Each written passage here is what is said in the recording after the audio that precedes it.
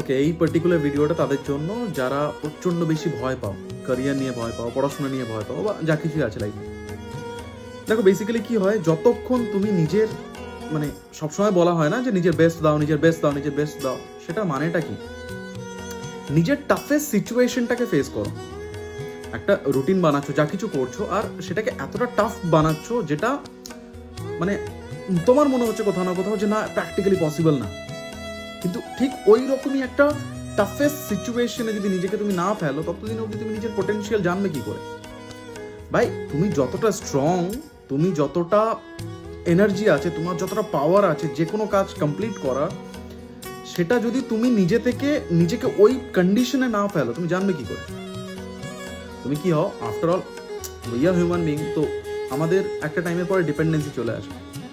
But honestly মানে আমিও ছিলাম, ওই একটা ফেজে ছিলাম যখন আমিও ডিপেন্ড থাকতাম যে এটা না হলে ওটা হবে না, এটা না হলে ওটা হবে না, এই মানুষটাকে আমার লাইফে দরকার, সেই মানুষটাকে আমার লাইফে দরকার। বাট হ্যাঁ, আজকের ডেটে না অনেস্টলি ম্যাটার করে না আমার কাছে কেউ।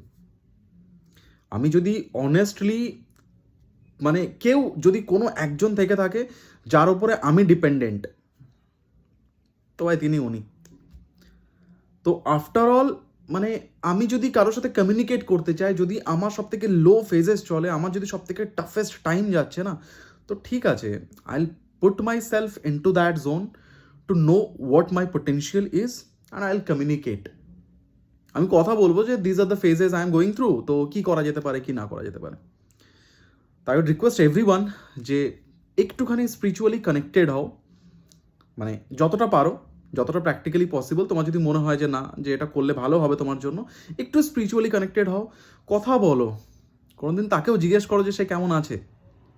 শুধু নিজের চাওয়া পাওয়া, নিজের সব কিছু, এটা এই প্রবলেম সেই প্রবলেম, আমাকে এটা মিটিয়ে দাও, আমাকে ওটা মিটিয়ে দাও, এগুলোর বাইরে কখনো জিজ্ঞেস করো পারলে যে সে কেমন আছে।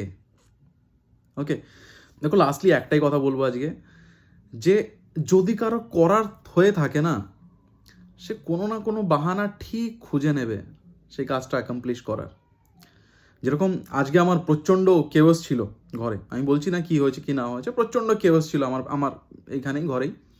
তো আমি ভাবছিলাম আমি শ্যুট কী করে করবো, কখন করবো, কীভাবে করবো, বাট আফটার অল আমাকে করতে হবে। তো আমি কোনো না কোনো বাহানা ঠিক বের করে নেব যে কোনো কাজটা করার। বাহানা সবসময় ভুল হয় না, যদি তোমার বাহানাটা পজিটিভ কাজে লাগে, it's good. Thank you, cheers.